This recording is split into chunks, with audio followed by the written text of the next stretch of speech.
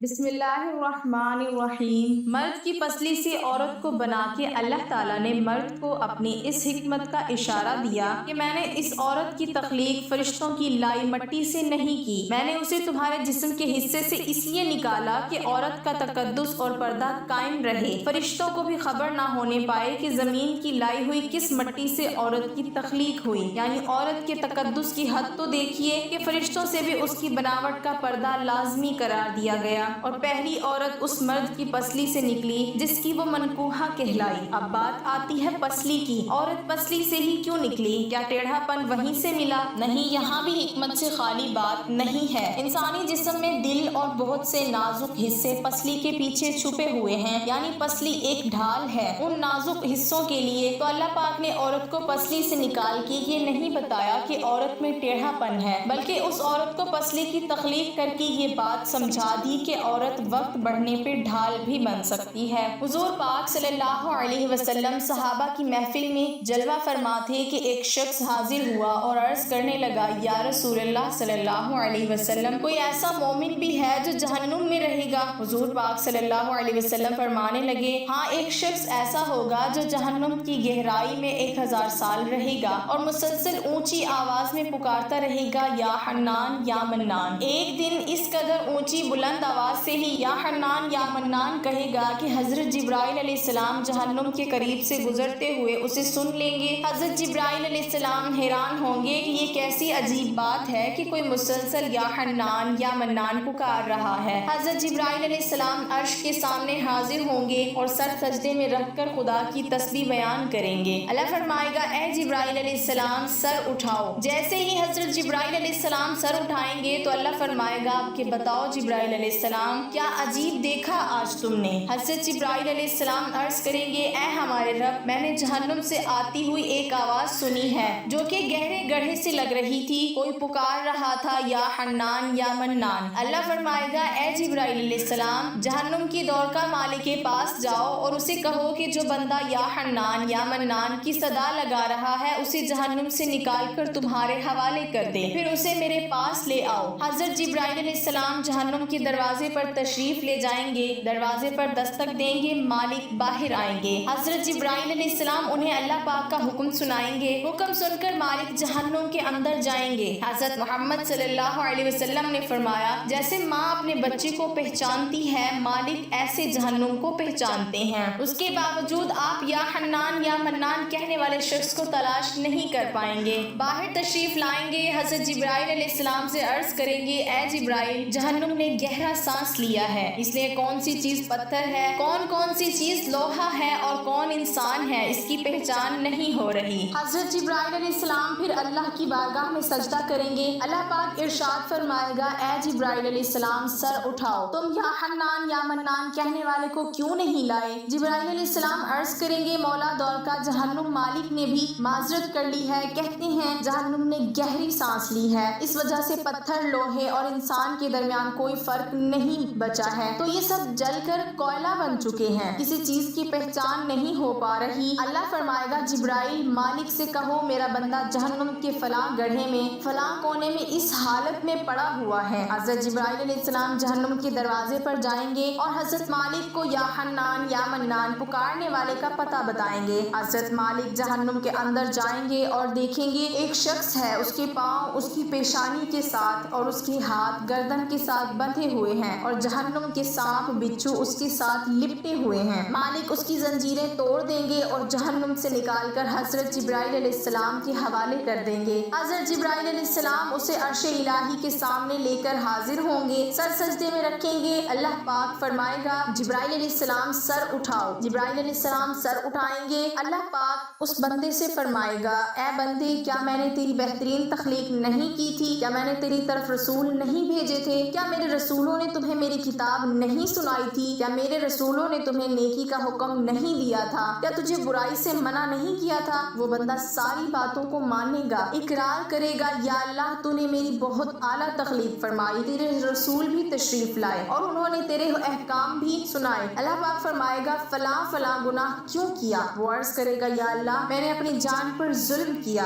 جس کی سزا میں مجھے جہنم میں ڈال دیا گیا۔ اے اللہ، اس کے باوجود میری امید نہیں ٹوٹی، مجھے مجھے تیری رحمت سے امید تھی، میں یا حنان یا منان پکارتا رہا۔ مولا تو نے مجھے اپنے فضل سے جہنم سے نکالا ہے، یا اللہ مجھ پر رحم فرما۔ اللہ پاک فرمائے گا اے فرشتوں گواہ ہو جاؤ میں نے اس پر رحم کیا اور اسے معاف کر دیا۔ ناظرین آئیے اپنا اپنا محاسبہ کرتے ہیں، کیا ہم میں کوئی ایسا ہے جو کہہ سکے کہ میں اپنے ایمان کا حساب کر سکتا ہوں؟ اپنی اپنی گریبانوں میں نظر ڈالیں، کوئی ایسی خوبی جس پر ہمیں یقین ہو کہ ہمیں دوزخ میں نہیں ڈالا جائے گا۔ ہزاروں سال کی عبادتیں بھی رد ہوتی دیکھی گئی ہیں، تو بس اللہ سے دعا کرتے ہیں کہ اللہ ہم جانتے ہیں کہ اگر ہمارے ایمان کا سخت حساب لیا گیا تو یقیناً ہم نہیں بچ پائیں گے، ہم بے حد گناہ گار ہیں، لیکن اے اللہ ہم تیری رحمت کا سوال کرتے ہیں، ہم سے حساب اپنے عدل و انصاف پر نہ لینا بلکہ ہم پر اپنی رحمت اور عطا کا سایہ رکھنا۔ اے اللہ پاک ہماری دعا کو قبول فرما۔ قیامت کے دن جب لوگوں کے ایمان کا حساب و کتاب ہو رہا ہوگا، پر کچھ لوگ ایسے ہوں گے جن کو اللہ تعالیٰ بغیر حساب کے جہنم میں بھیج دے گا۔ صحابہ کرام رضوان اللہ علیہم اجمعین نے عرض کی یا رسول اللہ صلی اللہ علیہ وسلم وہ کون سے لوگ ہوں گے؟ نبی کریم صلی اللہ علیہ وسلم نے فرمایا ظالم حکمران، وہ تاجر جو جھوٹ بولتا ہو، وہ بوڑھا شخص جو زنا کرتا ہو۔ نبی کریم صلی اللہ علیہ وسلم نے فرمایا جس شخص میں یہ تین عادات پائی جائیں وہ جاہل ہے، جو سننے سے پہلے ہی جواب دینا شروع کر دیتا ہے، بات کو سمجھنے سے پہلے ہی جھگڑا شروع کر دیتا ہے، علم نہ رکھنے کے باوجود فیصلے شروع کر دیتا ہے۔ اللہ پاک ہم سب کو نیک عمل کرنے کی توفیق عطا فرمائے، آمین۔